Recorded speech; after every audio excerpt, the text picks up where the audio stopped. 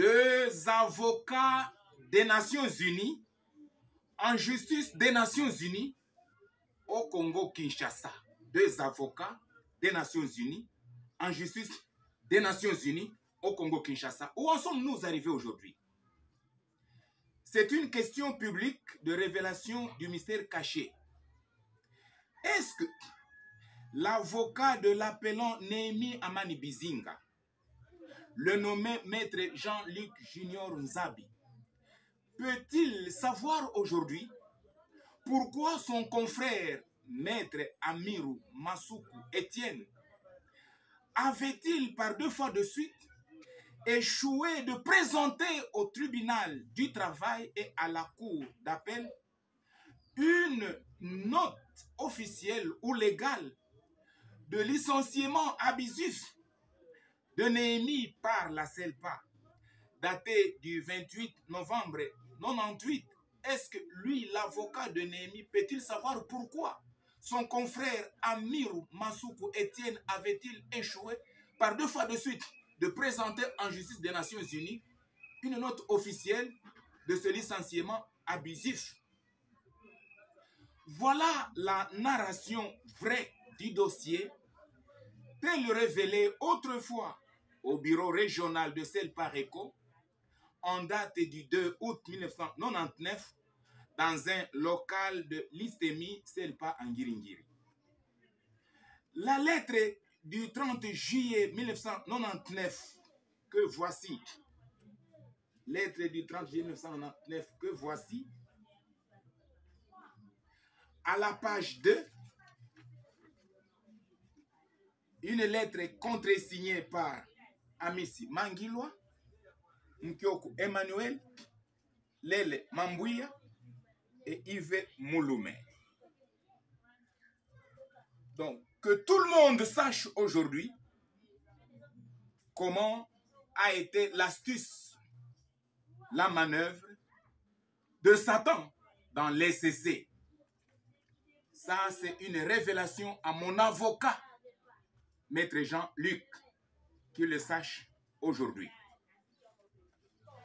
Pour ton information étonnante, toi, Maître Jean-Luc Junior, à part Manu Emmanuel Mukyoku, que voici,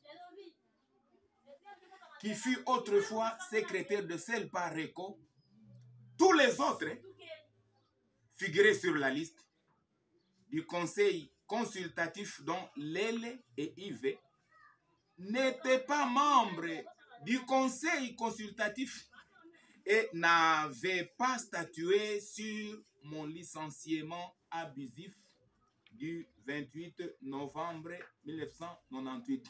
Regardez la manœuvre. Toi, mon avocat, Maître Jean-Luc, tu vois ici cette lettre datée du 30 juillet 1999 concerne réaction du conseil consultatif. Quand tu lis ceux qui ont contresigné cette lettre, toi tu pourras penser que ce sont ces 4 personnes qui ont statué sur la décision de mon licenciement abusif. Or, écoute, et voici maintenant la manœuvre. Voilà, Maître Jean-Luc, une entorse ou tricherie administrative méconnue par la justice congolaise, méconnue même par toi, mon avocat, mais ce qui est méconnu par la justice congolaise est punissable par la seule justice des dieux, une justice des dieux incorruptible. Voici la manœuvre. Toi, mon avocat, Maître Jean-Luc. En réalité, la CELPA-RECO en novembre 1998 au dossier Néhémie, des accusations mensongères et imputations dommageables. Il n'y avait pas de conseil consultatif car Moulenga Rokeba, l'un des membres du conseil consultatif, il était déjà parti en mission CELPA au Niger. L'autre, c'est Rumenera de CELPA Sion Lemba. Il était déjà décédé par crash d'avion à Minembwe. L'autre, Kundabantu, de Selpa Ngiringiri. Il était en fuite de Kinshasa comme un sujet Tutsi Munyamulenge dû à la guerre d'agression du 2 août 1998.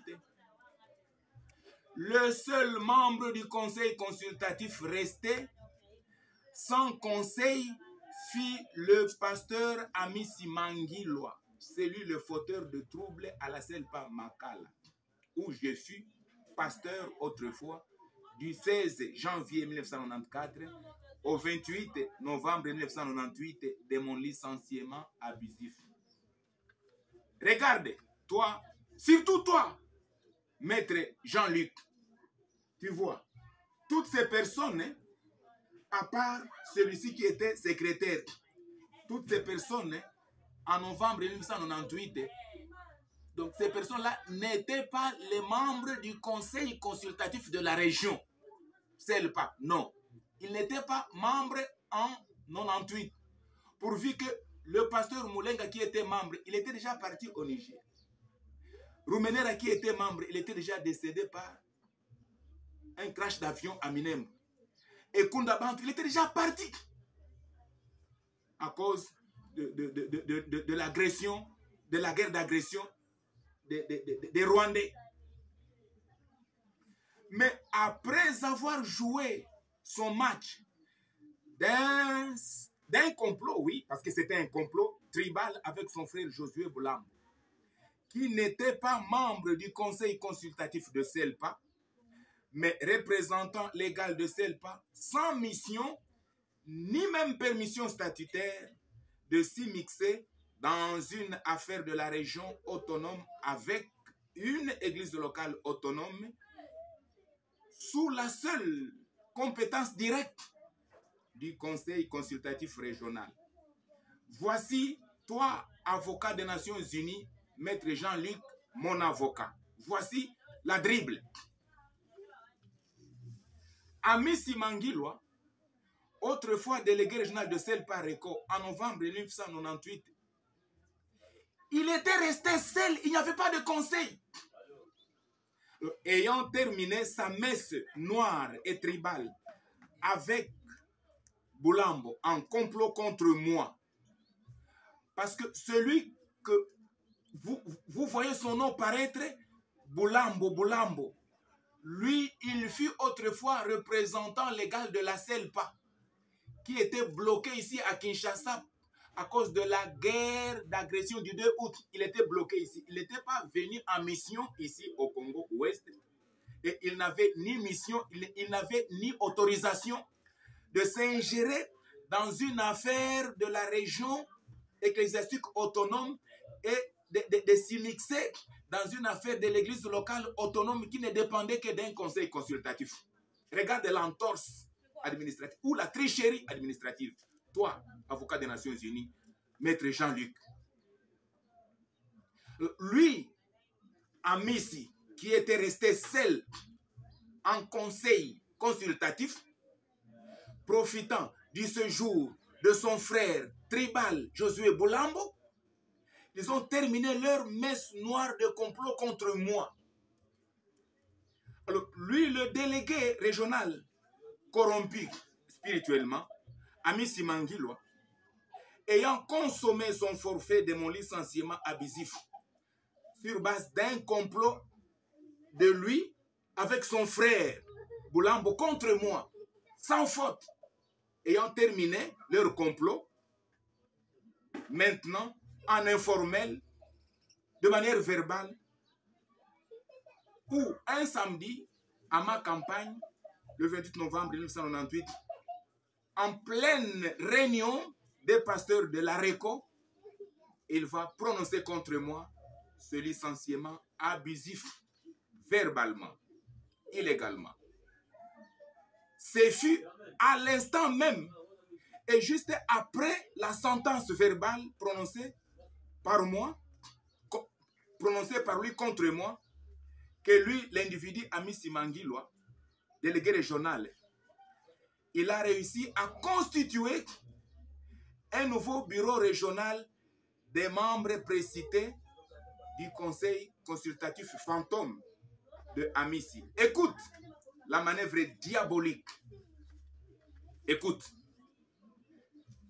quand tout le monde lit réaction du conseil consultatif, la justice du monde peut penser que c'était tout un conseil qui a statué. Or, ce n'était pas un conseil qui a statué, c'était un individu qui avait des antécédents avec moi pour cette église-là, qui a comploté avec son frère, qui se sont décidés en coulisses pour prononcer ce licenciement abusif.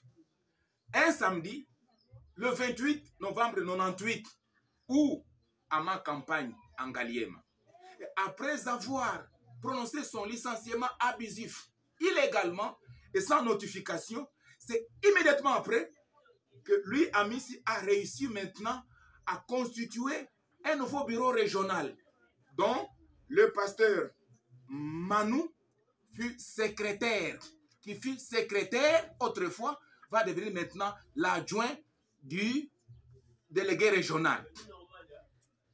Lele va maintenant devenir représentant des pasteurs. Et Yves va maintenant devenir secrétaire de la région. Tu vois la manœuvre. Regarde. Ceux qui ont constitué le bureau régional, ils l'ont constitué immédiatement après que je sois déjà licencié abusivement par un seul individu. Maintenant, regardez le match. Alors, le conseil consultatif qui a été constitué après que je sois licencié, qui devrait d'abord statuer avec lui, le délégué régional, Amissi, avant de prononcer sa sentence injuste contre moi. Maintenant, ce conseil consultatif dont vous voyez les membres vont maintenant être là pour défendre, couvrir et protéger Amissi à dater du 28 novembre jusqu'à ce jour. Vous voyez que ce sont maintenant les membres du conseil consultatif fantôme. Non pas parce qu'eux ont statué sur mon cas, mais eux sont en train de protéger et de couvrir le dribbleur qui a été seul avec son frère. Voilà pourquoi je vous dis ceci. Un complot reste toujours un complot. Personne ne peut administrer un complot. Personne, parce que quand c'est un complot, on ne peut pas écrire ce qui est décidé dans un complot. Voilà pourquoi ton confrère, maître Amirou Masuku Etienne, n'a pas eu une note qui pouvait légaliser mon licenciement abusif.